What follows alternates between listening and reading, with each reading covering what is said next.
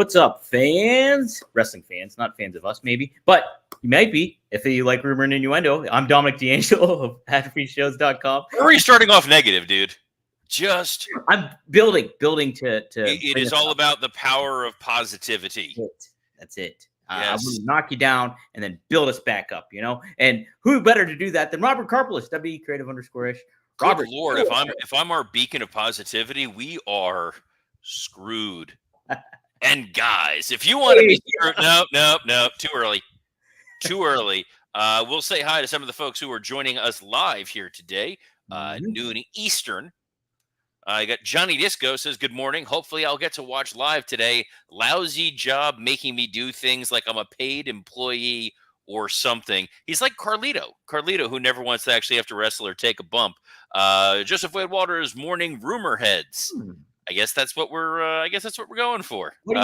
Trey Owens, good afternoon-ish. I'm here for the Blue Chew ads. Had he written I came for the Blue Chew ads, that would have been better. And lastly, Mike Malaro says, happy Monday, everyone. Let's all give a big ooh-ah to Dom and Robert. I'm not doing the Roman Reigns thing. I'm also, because I'm annoyed, because I forgot to tell you before you put the heading on, I hate this OTC thing. Do you? It's confusing. It's weird. It sounds like over-the-counter. It's not an acronym we're familiar with. It's like Tribal Chief Classic. I don't care for it. I don't like that it's here. I don't like that it's the name of this episode, but I do like this episode because, dude, we got a ton of stuff to talk about. We do. SmackDown was very pretty darn newsworthy, and maybe Raw will be tonight, but we will preview it either way. And let's start off with SmackDown. Robert, on Friday, you said how beneficial it would be to even lead the show with Roman Reigns coming out. They did not do that. They did the exact opposite. Ended up being Cody Rhodes coming out first. And having an opponent already in mind for who he wanted for Bash at Berlin. Before he could get the word out, though, Solo Sikoa comes out and says, I demand another rematch, another shot at this. Cody was not going to give it to him. The Bloodline had other plans. Who came for the save but Kevin Owens? And lo and behold, that's who Cody Rhodes wanted to pick for his opponent at Bash at Berlin. But Kevin Owens was like, nah, I kind of don't deserve it. I appreciate the offer, but I don't deserve it. And then he got a groundswell of cheers to get that opportunity. Later on, we find out that he does. What do you think of this opening segment, Robert? Did it engage you into the program? No, it did not. I didn't love anything about this. I didn't like Solo Sikoa opening the show coming after Cody and saying, I demand a title shot, because it should have been, he's so singularly focused and angry about what happened with Roman Reigns that he needs to reestablish his dominance as the leader of this fake bloodline. Instead, he's dude going out there asking for a title opportunity. He should have had his gang, his goons, his thugs, his posse attack Cody. Reestablish your dominance right out the gate, if that's how you're going to open this. Instead, it's, well, I want a title shot. No. Oh, okay. I'm gonna go ahead to the back right now. And then Kevin Owens, they're like, dude, you're getting a title shot. And he's like, nah, I'm fine. Who is he, Bryan Danielson? Yeah, Robert, it was really weird. Just kind of, yeah, when I was thinking about that, I was like, why isn't Solo really pissed at Roman right now? Like, why isn't that his focus? He is, and he was, but this idea of, I want this title opportunity, and then I'm going to get foiled because Kevin Owens shows up with a chair and we bail. Like, he should have been more of a strategist. You needed to remind the audience that he is still somebody who should be feared. His group is something that should be feared, so that later on in the night, when they do reappear, it's much more of a uh-oh kind of moment. Mm-hmm. Yeah. And it was weird that Kevin Owens like, I don't really deserve it, kind of thing like that. It just did not fit his bill as who we know as Kevin Owens, as an on-air persona. And on top of it, too, it was just like, why wouldn't you take the title shot? Yeah. Okay. You know what it is? Because he knew he didn't win an eliminator match. Is that what it is? He also said, look at my win-loss record. So I think Kevin may have been hit pretty hard at SummerSlam and thinks he's in AEW. That could maybe be. Because he's talking about win-loss records. He's talking about earning a shot and potentially an eliminator match. It's a little confusing. Joseph Wade Walters says slow burn to the heel turn. I don't see that necessarily being the case. I think it kind of feels like we're slow burning to the Randy Orton heel turn, where both Orton and Owens are getting title shots. Both of them come up empty-handed. Kevin loses in a fair match. Hey man, thanks, appreciate it, shake your hand. Orton fails to beat Gunther for whatever reason, and he shows up on SmackDown, and it's kind of like, hey, wait, why was I not the first one in line to get a shot at you, Cody? Like, you got my number. You called me when I got put through a table for you. You called me to show up at SummerSlam to have your back. What the hell, bro? And that's not an invitation for Matt Riddle to come back, though. That would be kind of fun. What about Vince Russo? What kind of monster are you? I don't know. I'm throwing stuff. Robert, I think you are planning Easter eggs. You are a writer. So, I mean, you do this for a living, I think. I do have a pencil in my hand for some reason. Whenever I'm at this desk, there's always a pencil here. I don't use it, but it's just kind of fun to have in my hand where I'm making points, or if I'm doing like old school like sports betting. You're like Digger Phelps on ESPN, who had the highlighter that matched his tie. Yeah, I prefer more the Letterman, where he would oh yeah, I get that. Throw the pencil.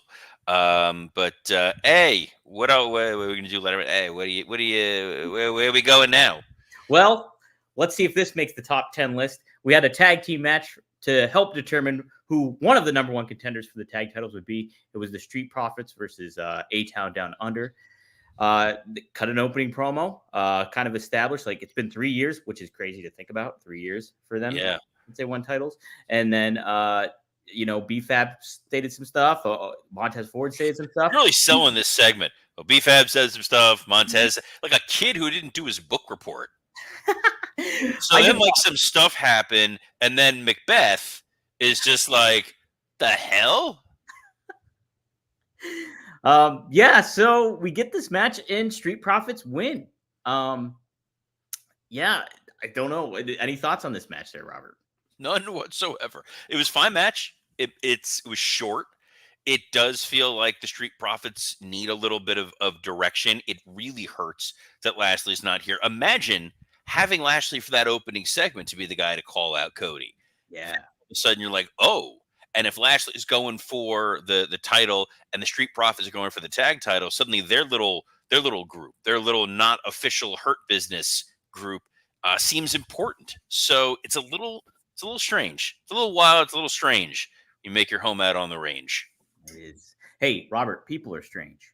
And at backstage, we hear another strange segment. KO again denies the title shot. I've already moved past this, Dom. We've already.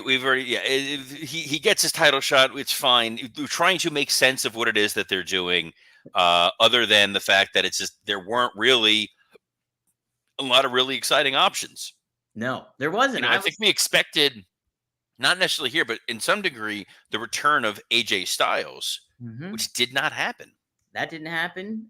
Yeah, they're also advertised for a Nia Jax celebration. That didn't happen either. They postponed that for a week. I'm okay with that.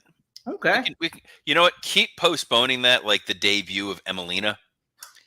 Like, so that by the time it's like January, we're going to get the Nia Jax coronation ceremony. Trying to look at what else happened on SmackDown.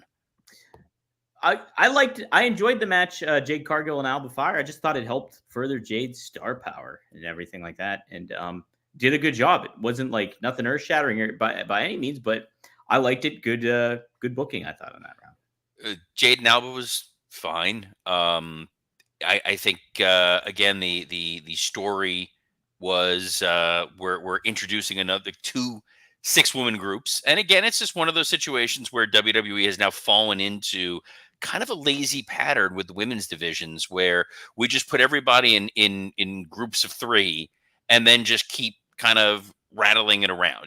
SmackDown is kind of, it's a little more directionless than what you're getting on Raw. I feel like on Raw there's a lot more urgency with a lot of the storylines. On SmackDown, it's a little bit of going through the motions, which is gonna happen. I think they're kind of in a holding pattern until they get to the USA Network debut, and that's why we're getting what we're getting in the same way. We got Andrade versus Santos Escobar. Good match, strong match. Confused because I thought we were doing this Carmelo Hayes Andrade situation. We're not, but I guess eventually we're going to get to Santos Escobar and LA Knight for Bad Blood. Should be a good match.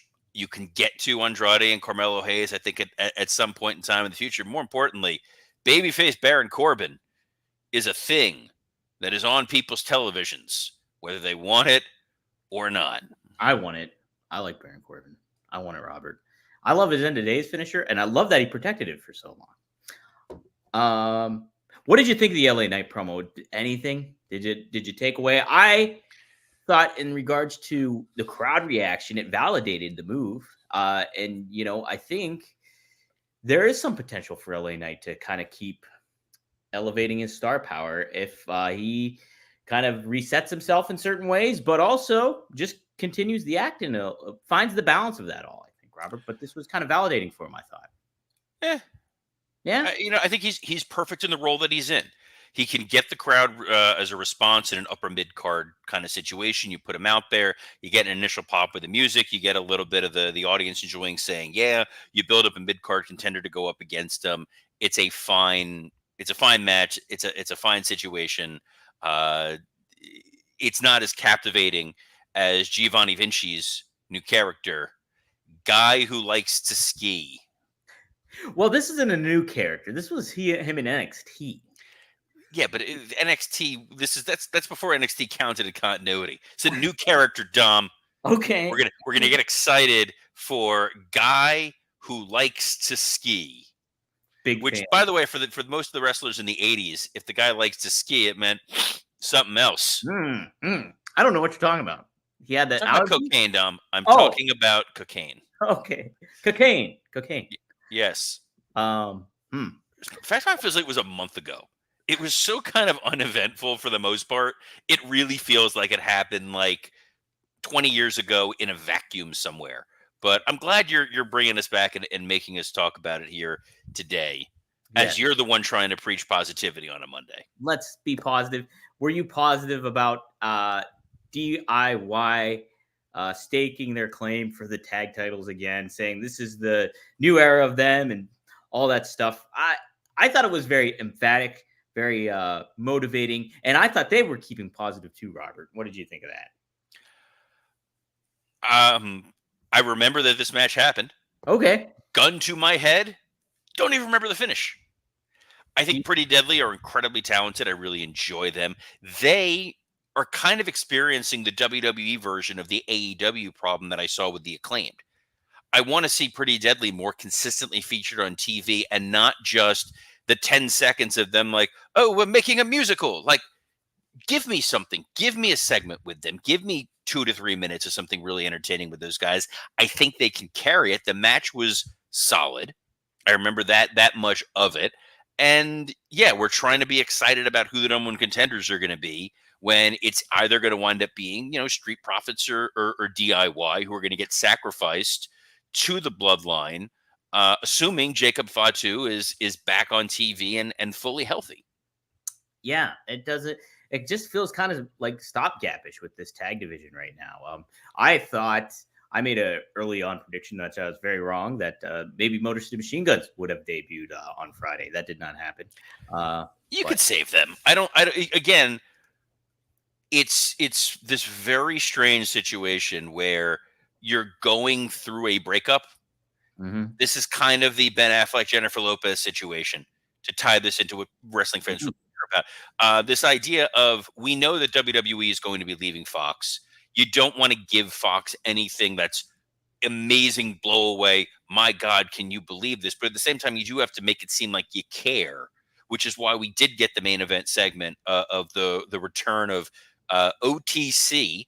But at the same time, you got to hold some things back. You got to make them earn it. And we are building to a B show. It is on a positive note. It's an international show. There's some momentum behind it. I think Raw tonight's going to be fantastic, which we will get to in just a few moments. But it's a little bit of paint by numbers, though. As a long-term WWE fan, we know how bad it can get. This is not bad. Like, this is still leaps and bounds better than what we could be getting otherwise from the WWE machine over the years. So it's tough to be genuinely critical of what we're seeing here because, we remember lackluster past performances.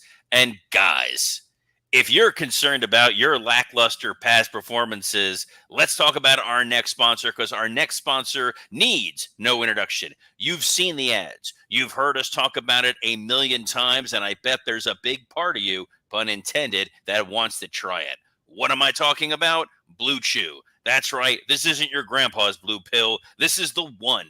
The OG chewable tablet for better sex. Blue Chew is a unique online service that delivers the same active ingredients as Viagra, Cialis, and Levitra.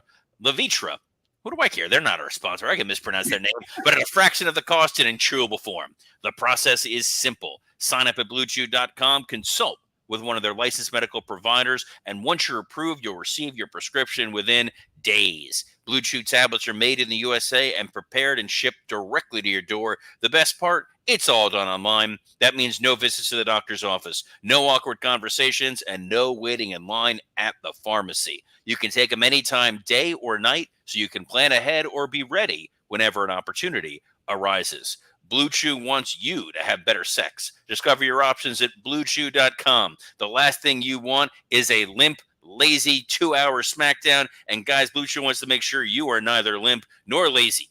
Blue Chew wants the entire country rock hard. They told me, Dom, they called me up and they told me it was a very awkward conversation, but this is their mission.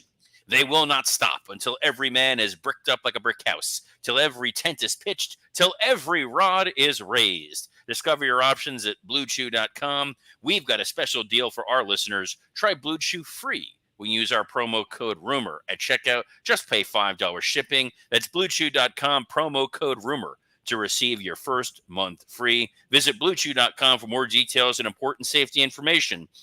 We thank Blue Chew for sponsoring this episode of Rumor and Innuendo. Pop one of these, Dom. You're going to be like J.D. Vance looking at a couch. Oh, hey now. Hey now. Thank hey you. Now. Thanks, Kingsley. Main event of SmackDown was another Bloodline promo. Yes. We had one at the beginning. We had one at the end. This one had Roman Reigns get involved. Roman Reigns cleared some house when it came to the Gorillas. Cleared some house. Knocked out, took out Tama Tonga, took out Tonga Loa. And Solo Sikoa went bailing. Since the crowd was really into it, like you mentioned, they're into your new favorite chant, OTC. Yeah, I was kind of surprised we didn't get to hear Roman talk. Were you okay with that? Did you like overall how this was executed? Guys, Blue Chew might not be OTC, but Roman Reigns sure is. Hey. And they gave you a lot. The idea that Roman easily dispatched Tama Tonga and Tonga Loa and then got his hands on Solo again, I felt like they were giving you a little too much. Mm-hmm. The fact that we did get a back and forth, the idea that Roman got distracted by that necklace in the same way CM Punk gets distracted by a bracelet. It's like the show is being booked by Claire's. So it's a little much, but yeah, then the Bloodline got physicality on Roman again. Then he battled them back again. It was a little too much. Joseph Wade Walters here says Tulsa is such a marked town. Joseph was at that show live, so he could admit that is a town where you throw it right down the middle, they're going to cheer for it. Good guy beats up bad guy. Roman was presented as a good guy. We have not yet heard from Roman Reigns. We have not gotten the I did it for The Rock. So we're waiting on that component to it. It's clear we're setting up some sort of showdown, potentially if William Regal is taken out of cryo chamber, maybe even a War Games for Survivor Series. Feels like that's where we're going with this. I would be terrified to let Tonga Loa in a War Games because this dude is he's like Chevy Chase playing Gerald Ford. It's pretty much what we're getting every time he's out there. The fact that he held up the tag title upside down, like, can we maybe take the eye patch off him? Let's not make it harder for this guy to see and move around. How many people you think understood your Chevy Chase, Gerald Ford reference, Robert?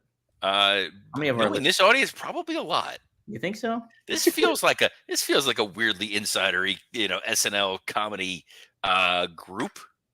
I sure hope so. And if not, what, dude? This is our show.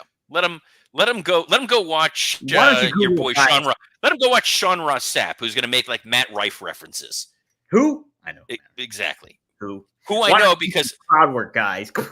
Yeah, who I know mainly because of my working stiff co-hosts and them talking about all the young comedians these days. Give me a Bill Hicks. That's what I want. You know what I want to see? I want to see tonight's Monday Night Raw. Oh, yeah, I want to see it too, Robert. What do we have on tap here? I have it written down. On tap for tonight's 3-hour WWE on USA Red Brand Primetime Monday Night program is an opening segment featuring Rhea Ripley, as well as an additional appearances by, Randy Orton, Odyssey Jones, who looks like Richie Havens, and others. Scheduled in-ring action for the show this evening includes Braun Breaker versus Sami Zayn in a 2 out of 3 falls match for the WWE Intercontinental Championship.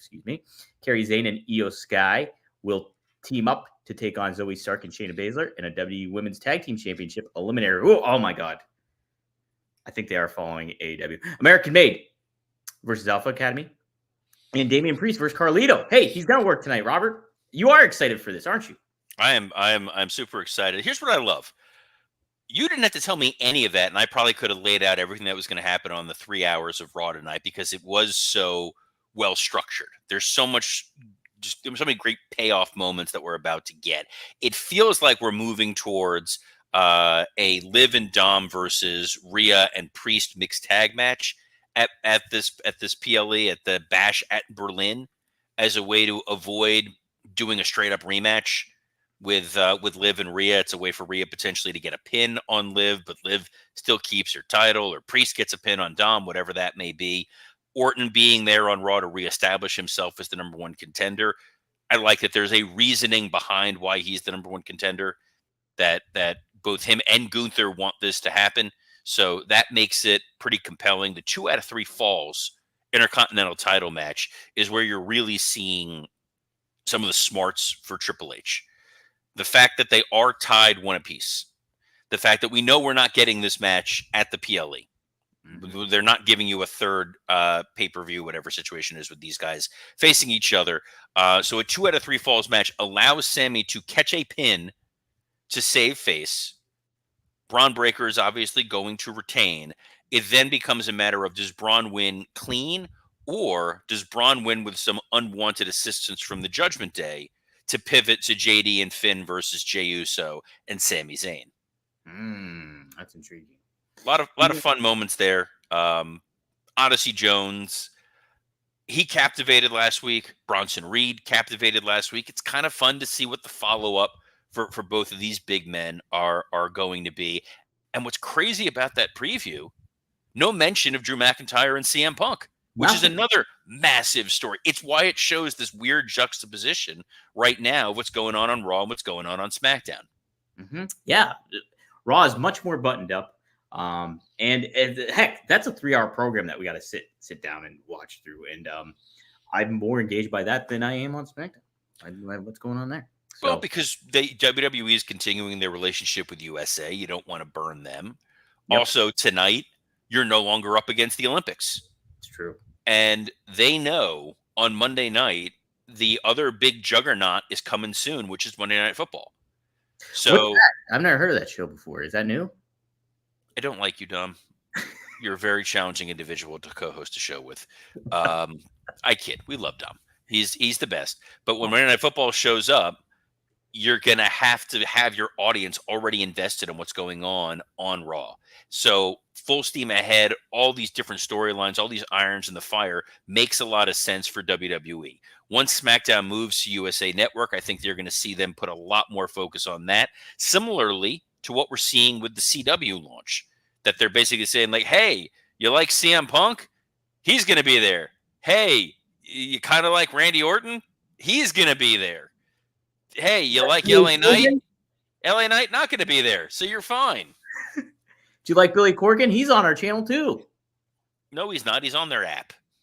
Oh, He's on the CW app, which is where you can get Billy in Corgan Land or whatever it was, Carney Land. Corgan Land. Billy in Corgan Land, which I did watch the first episode of that show and talked about it on the Working Stiff Patreon, and we really hyped that for a long time. What? Then We I should saw it. constantly plug that, even like after a year removed from it. Just be like, hey guys, just so you know, Billy and Carney Land, enjoy it. Enjoy it. No, go out of your way and watch The Wrestlers on Netflix, which was a better documentary. Actually, the Damian Priest documentary is out, which I have not had a chance to watch yet, but I have heard good things. Did you hear good things? Why would I just say? What are you echoing? You don't. Is this like a depot? You don't believe me? You want me to? More opportunity to speak on it if you'd like. That's all. I haven't. I just said I haven't watched it yet. So thank you for paying attention. This is a tight show this week. Today. What a Monday. You start off with the negativity on the positivity. We go through SmackDown. We go through Raw. There's a ton of other news that we're gonna get to that we don't have the time to really talk about. AEW, Tony Khan saying that there's going to be a major announcement this week. That's forthcoming. Tony Khan rumor to be hosting a stadium show in Texas. We'll be talking about that. MJF responding to the Britt Baker accusations. All these things will be on tomorrow's rundown, as well as us having a chance to recap all the lunacy that happened tonight on Monday Night Raw. So if you want to know how many times there was a Sonic commercial, oh man, is tomorrow going to be... There's nothing my wife hates more than when she walks in when Raw is on. The commercials, like the Cricket Wireless commercial with the screaming, drives her absolutely insane. Hates it. Or the Twisted Iced Tea ads that they air ad nauseum. It's the Pizza Hut ones. Pizza Hut ones were driving me nuts for a while. I do like Pizza Hut though. You would. That's probably the best pizza in Pittsburgh. Yeah, you might be right. You really had to think about that for a moment. And you're like, no, it's fair. It's fair. Mercurio's in Shady Side. Don't know. They're not promoting. What do you get out of here? You're not. This isn't Barstool. You're not getting paid to go pizzeria to pizzeria. He came to one by me, like a block away, and I was like, it's a terrible pizza place that he picked. And he's like, this is really good pizza. And I was like, okay, you're an idiot. Wow, really? Yeah. Thanks, Portnoy. It's Portnoy's complaint. But you can look that up, kids. But what you can also look up while doing that are all the different shows that Dominic D'Angelo produces, like the best producer in all of wrestling podcast. Why are you pointing aggressively at me? For those of you listening to this on audio, on Spotify, iTunes, and like, assuming Dom remembers to post it. I'll post it. Don't worry. He remembers to post it. Dom is just like pointing, menacing at me. I am. Hey, Robert, you. Yeah, you can see me on rvdtv.com 4:20 p.m. Eastern Standard Time today. It'll drop. Rob and I talk about what's more important or what's more valuable to him, being in a video game or having an action figure yourself. We give different perspectives on that. Rob talks about why he considers the John Cena match, One Night Stand, the greatest match he's ever had, if you're putting it in certain context. And we also talk about him versus Sabu in TNA as well. So lots of fun stuff covered in that one. Check it out, 4:20 p.m. Eastern Standard Time today. You can also check out Straight Talk with Boss Magnum TA, Greg Gagne. We covered some good ground. I answered some good fan questions last week. So that's already up there on fourhorsemannetwork.com. You can check out. We go live every Thursday night. So be on the lookout for that. I'm part of plenty of other stuff too. SD Scoops props out. Shout out to them as well. Robert, Working Stiff. Fun episode. You got more to come this week. We do have more to come. Definitely go check out Working Stiff. Again, wherever you get your podcasts. And be sure to check out Rumor and Innuendo every Monday through Friday at noon Eastern on the aforementioned SE Scoops X account, the WWE Creative _ish X account, and on YouTube on Working Stiff, Rumor and Innuendo. And despite it being a Monday, ad-free show. So thank you, Brian Danielson, for taking care of that damn Jeff Jarrett. So on behalf of Pittsburgh's favorite son, Dominic D'Angelo, I'm Robert Karpolis. Best of luck in your future endeavors. Let's go, Pittsburgh. Let's go, Bucks. Let's go, Bucks.